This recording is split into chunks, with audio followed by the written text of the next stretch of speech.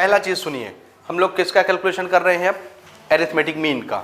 Average बोलेंगे, mean बोलेंगे, arithmetic mean बोलेंगे, तीनों एक ही चीज के नाम। तो पहली चीज मैं लिख रहा हूं एवरेज, इसी को बोल सकते हैं हम मीन, और इसी को हम बोल सकते हैं एरिथमेटिक मीन। ठीक है, समझ आया? इसको रिप्रेजेंट करने का तरीका x और इसके ऊपर बार, ये। ठीक है, मीन के लिए सिंबल क्या यूज करेंगे? x और उसके ऊपर बार। ये चीज समझ में आया? मैंने अभी बताया कि 3 केस के लिए 3 इसके अलग अलग मेथड बनेंगे, डिपेंड करता है कि डाटा कैसा दिया गया है। अगर आपको इंडिविजुअल डाटा दिए गए हैं, समझ रहे हैं क्या दिया गया है? इंडिविजुअल डाटा दिया गया है,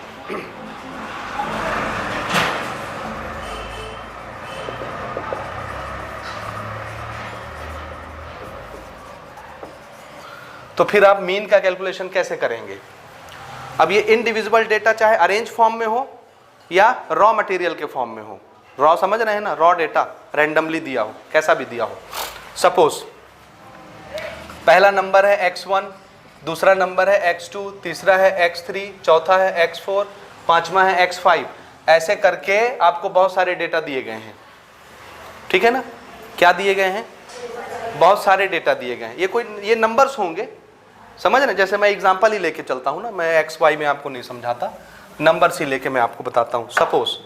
सपोज हमको एक इंडिविजुअल सीरीज दी गई है, देखिए 1 2 3 4 5 6 7 8 9 10।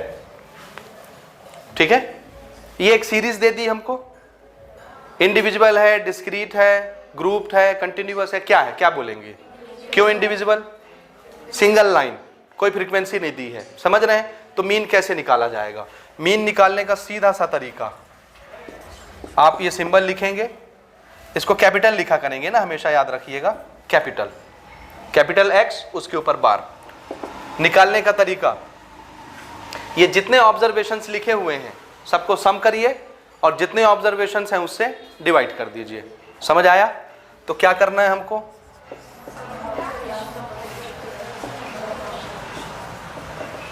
सम of observation divided by number of observation. ये तरीका समझे आप?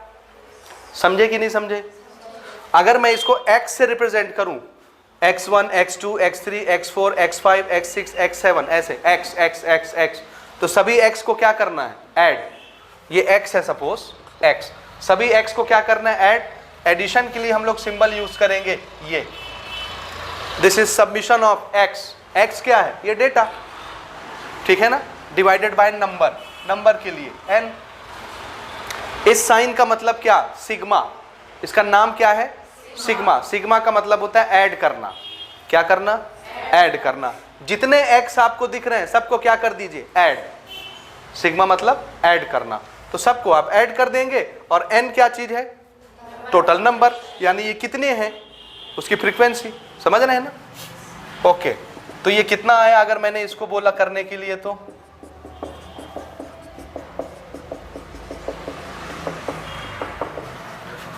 कितने नंबर्स हैं ये? तो डिवाइडेड बाय 10। कितना आ जाएगा? ऐड करिए 1 से लेकर 10 तक, कितना होता है? जल्दी जल्दी जल्दी। कितना आया? ये 55 होता है, डिवाइडेड बाय 10 5.5। ठीक है ना? This is what mean.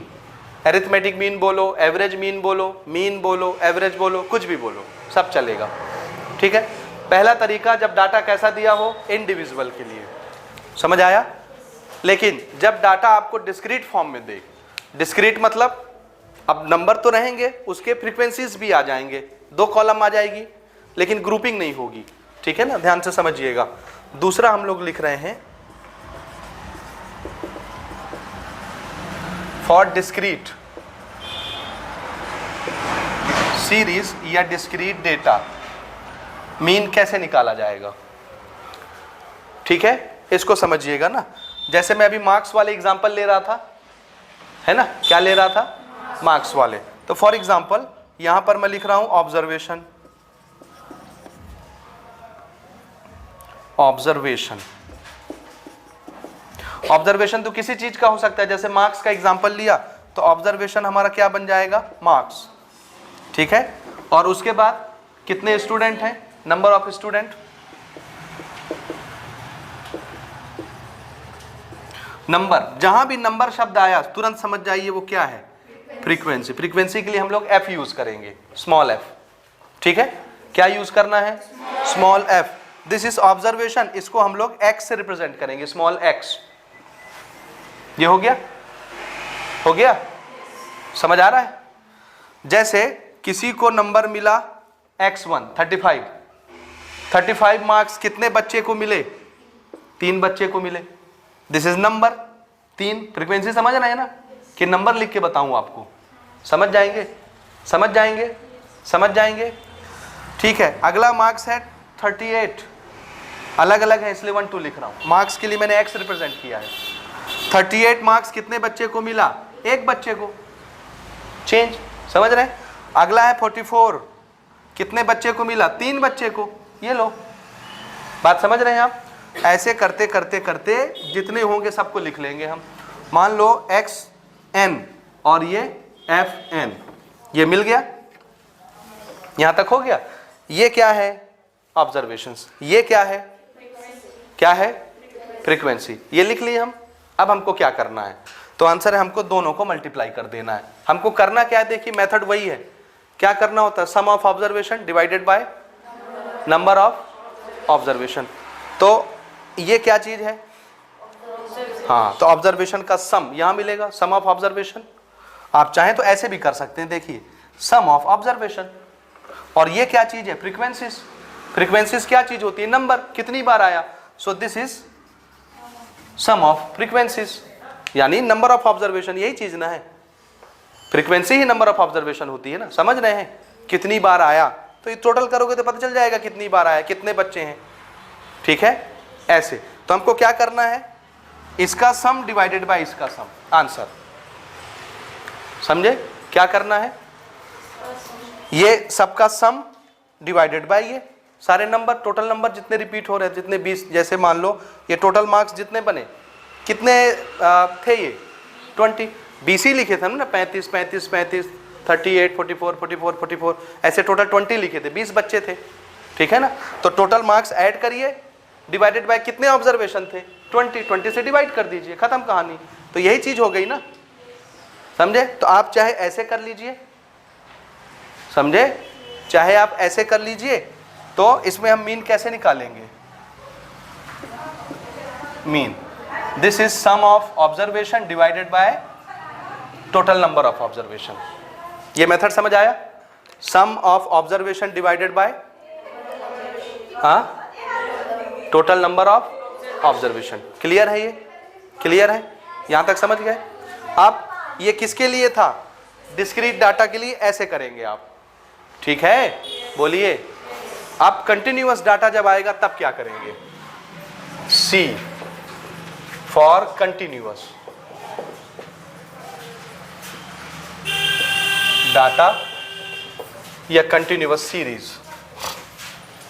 Continuous series में आप कैसे निकालेंगे, ठीक है। कंटिन्यूअस सीरीज में आपको क्या दी जाएगी, क्लास। पहचान समझ आ रहा है, क्लास। जैसे सपोज दिस इज क्लास 0 से 10, 10 से 20, 20 से 30, 30 से 40, 40 से 50, समझाने के लिए लिख रहा हूं मैं। This is what, class. ये मार्क्स हो गए, समझ रहे हैं ना, marks. This is class interval, marks. और इधर क्या दिया जाएगा, कितने कितने आए। मैंने यहाँ टेबल बनाया था, याद है आपको, ठीक है, याद है ना, क्लास वाला टेबल। तो मान लो ये कितने को मिला, ये मान लो 4 बच्चे लेके आए, ये 6 बच्चे लेके आए, ये 5 बच्चे लेके आए, इनके बीच के मार्क्स, ये 2 बच्चे लेके आए, ये 1 बच्चे लेके आए, ऐसे। ठीक है, ये समझ आया। टोटल कितने बच्चे हो गए, 6 4 10 15 17 18।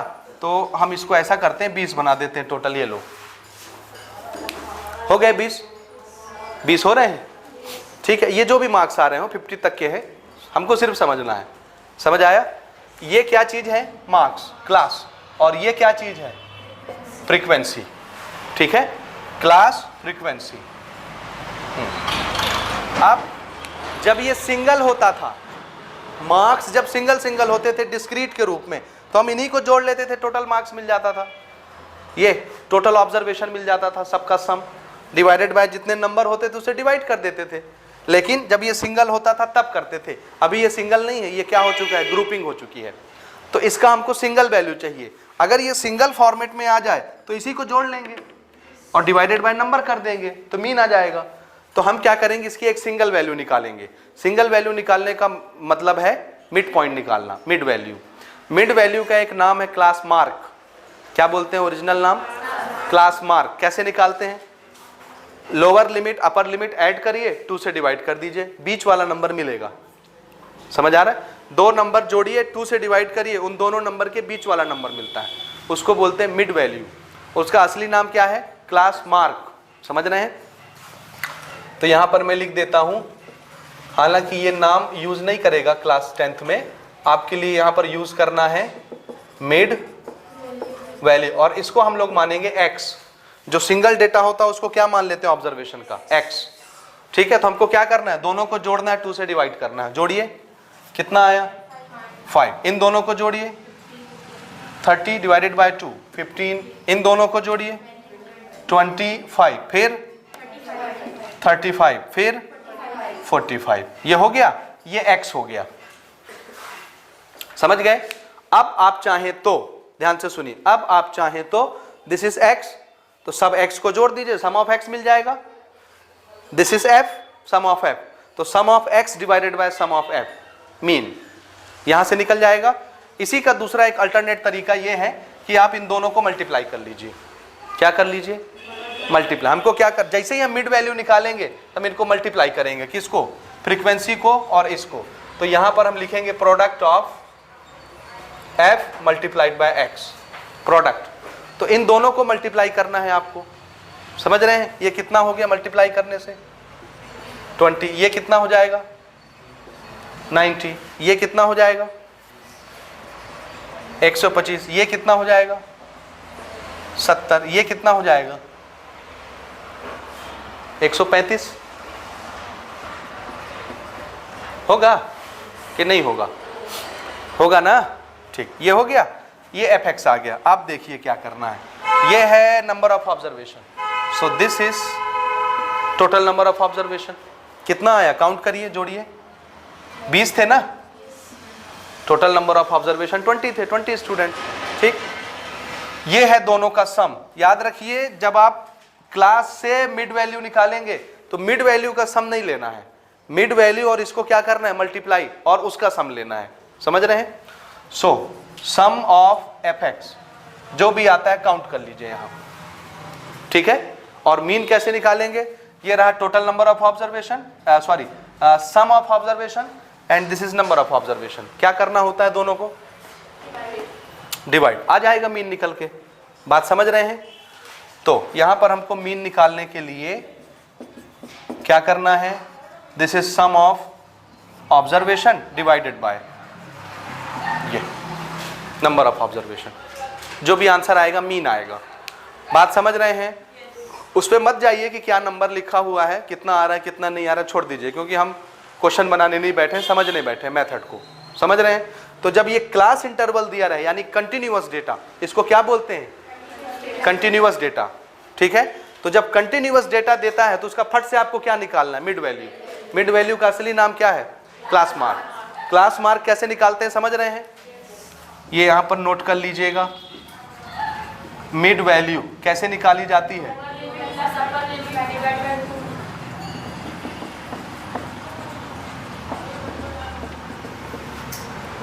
Divided by 2। ठीक है, इस तरह से आपको मिड वैल्यू मिलेगा। फिर मिड वैल्यू और फ्रीक्वेंसी को मल्टीप्लाई कर लीजिए, ठीक है ना। मिड वैल्यू और फ्रीक्वेंसी को क्या करना है, मल्टीप्लाई, और सबको जोड़ दीजिए, जो आया टोटल नंबर ऑफ फ्रीक्वेंसी से डिवाइड कर दीजिए, मीन निकल आएगा। ये समझ गए। ये मीन निकालने के 3 मेथड हो गए। ये अब हम लोग आगे जब एग्जांपल से स्टार्ट करेंगे, एक्सरसाइज स्टार्ट करेंगे, डायरेक्ट सारी चीजें इंप्लीमेंट करते चलेंगे। यहां तक बात समझ आई आपको या नहीं आई, आ गई। बन जाएगा तीनों मेथड में मीन निकालना, तीनों केस में। अब आइए मीडियन की तरफ चलते हैं, ठीक है, ये नोट करें।